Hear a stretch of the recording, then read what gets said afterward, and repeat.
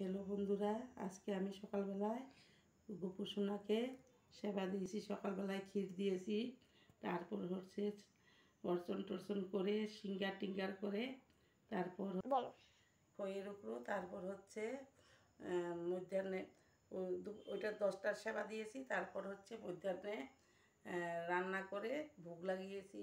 আজকে হচ্ছে মুগ ডাল, শাক, তারপর হচ্ছে আলু পটল দিয়ে ছানা করেছি, ছানা করে রসা করে সেটা দিয়েছি।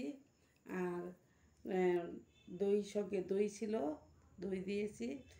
যার জন্য অল্প অল্প গরম পড়েছে তো দুধটা না দিয়ে দইটাই দিয়েছি।